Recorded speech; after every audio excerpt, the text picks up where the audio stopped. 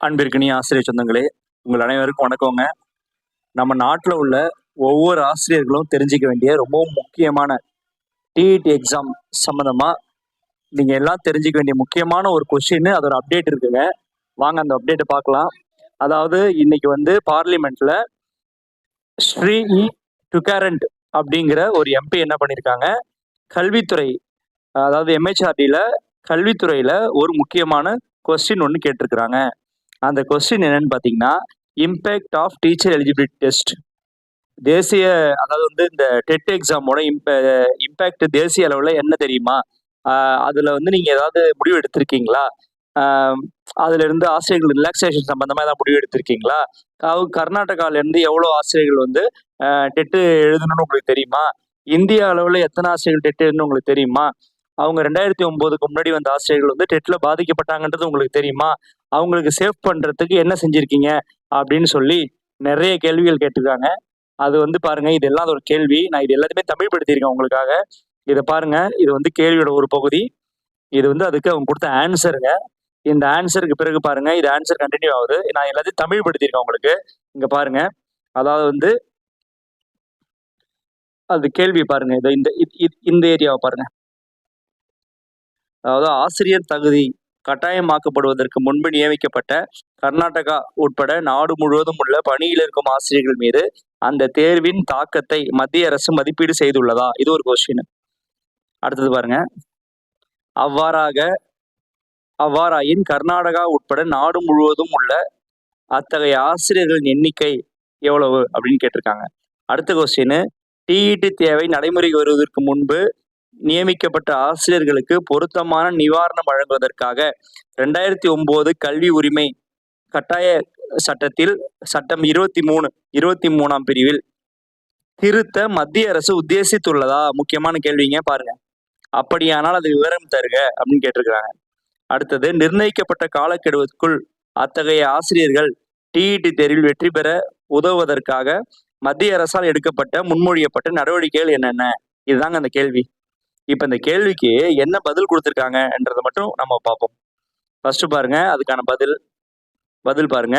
கல்வி அமைச்சகத்தின் மாநில அமைச்சர் ஜெயந்தி சௌத்ரி வந்து பதில் கொடுத்திருக்காங்க. என்ன பதில் பாருங்க, கல்வி என்பது அரசியலமைப்பின் பொது பட்டியலில் உள்ள ஒரு பாடமாகும். ஏன்னா அது மத்திய பட்டியலில் இருக்கு, மாநில பட்டியலில் இருக்கு.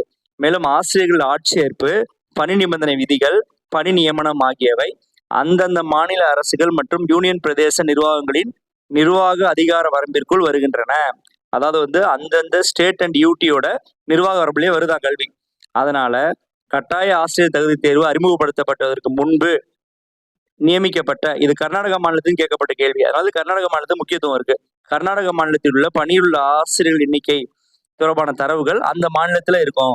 அதுக்கடுத்து என்ன சொல்றாங்க, தொடர்ந்து ஒவ்வொரு மாநிலத்திலையும் டெட்டு முடிச்சவங்க டெட்டு முடிக்காதவங்களோட டேட்டா அந்தந்த மாநில அரசுல இருக்கும்னு சொல்றாங்க. அடுத்து பாருங்க, மாண்புமிகு இந்திய உச்சநீதிமன்றம் 2025 1/9/2025 வெளியிட்ட தனது தீர்ப்பில் மற்றவற்றுடன் 2009ஆம் ஆண்டின் இலவச மற்றும் கட்டாய கல்விக்கான குழந்தைகள் உரிமை சட்டத்தின் பிரிவு 23 கீழ் பரிந்துரைக்கப்பட்ட குறைந்தபட்ச தகுதிகளில் ஆசிரியர் தகுதி தேர்வும் ஒன்று என்று சொல்லியுள்ளது. அச்சட்டத்தின் கீழ் வரும் பள்ளிகளில் ஆசிரியராக நியமனம் செய்யப்படுவதற்கு இது கட்டாயமாகும் என்னும் தீர்ப்பு மாண்புமிகு உச்சநீதிமன்றம் தீர்ப்பு அளித்துள்ளது. அந்த தீர்ப்பை வந்து கீழே ஜட்ஜ்மெண்ட் காப்பி கொடுத்துருக்காங்க, அட்டாச் பண்ணியிருக்காங்க. நமக்கெல்லாம் ஜட்ஜ்மெண்ட் தெரியாதுல, அட்டாச் பண்ணியிருக்காங்க. அடுத்து பாருங்க, அதை தொடர்ந்து இவ்விஷயம் தொடர்பாக மறு ஆய்வு மனுக்களை விசாரித்து தீர்ப்பளித்த போது மாண்புமிகு உச்சநீதிமன்றம் 29/5/2026 தேதியிட்ட தீர்ப்பின் மூலம் டெட்டை கையகப்படுத்துவதற்கான காலக்கெடு நீடித்துள்ளது. அதாவது டெட்டை வந்து படிக்க இன்னொரு வருஷம் எக்ஸ்டென்ஷன் கொடுத்துருக்காங்கல்ல, அதை வந்து இவங்க பெரிய தீர்வா சொல்றாங்க.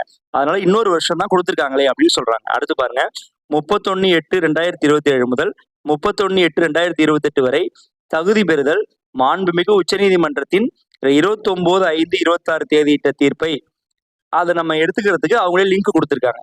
ஓகேவா? அதாவது இந்த 31/8/27 இருந்து 31/8/27 வரைக்கும் படிக்க ஒரு வருஷம் எக்ஸ்டென்ஷன் கொடுத்துருக்காங்களாம். இப்ப லாஸ்டா முக்கியமான செய்தி ஒன்று பாருங்க, மாண்புமிகு உச்சநீதிமன்றம் 29/5/26 தேதியிட்ட தீர்ப்பில் தகுதியுள்ள ஆசிரியர்களுக்கு நிர்ணயிக்கப்பட்ட குறைந்தபட்ச தகுதியை பூர்த்தி செய்வதற்கு ஒரு நியாயமான வாய்ப்பை வழங்கும் வகையில் சம்பந்தப்பட்ட உரிய அரசாங்கங்கள் அதிகார அமைப்புகள் ஆசிரியர் தகுதி தேர்வை சீரான இடைவெளியில் முன்னுரிமையாக ஆண்டிற்கு 2 முறை நடத்தணுமா.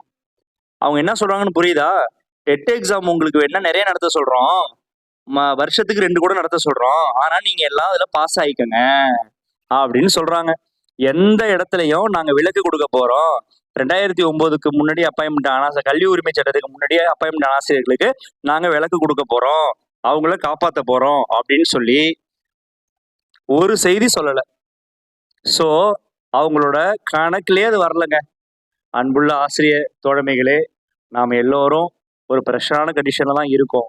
ஆனால் இது நம்மால் அச்சீவ் பண்ண முடியாதது கிடையாது என்பதை நீங்கள் அறிவீர்கள். தயவு செஞ்சு படிங்க, நல்லா படிங்க. நம்ம தொடர்ந்து வீடியோஸ் கொடுத்துக்கிட்டே இருக்கோம் உங்க ஸ்டடிக்காக. ஒவ்வொரு எக்ஸாமுக்கு அடுத்து தமிழ்நாடு பொது டெட் வரப்போது, காமன் டெட் அதை எழுதுங்க. அடுத்த சிறப்பு டெட் நம்ம எழுதுவோம். நம்ம தொடர்ந்து எழுதுவோம். நம்ம பாஸ் பண்ணுவோம். நம்ம யாருன்னு நாம ப்ரூவ் பண்ணுவோம். நாம எப்படி கஷ்டப்பட்டு படிச்சு இந்த வேலையை நாமளே வாங்கிக்கிட்டோமோ நேர்மையான வழியில, அதே போல இந்த எக்ஸாமையும் நம்ம கிளியர் பண்ணுவோம். மாநில அரசு நமக்கு மதிப்பெண் குறைப்பு நிச்சயம் கொடுப்பாங்க. ஸோ நாம இனிமே யாரையும் நம்பி புண்ணியம் இல்ல. நல்லா படிப்போம். பார்த்துக்கலாம். தேங்க்யூ.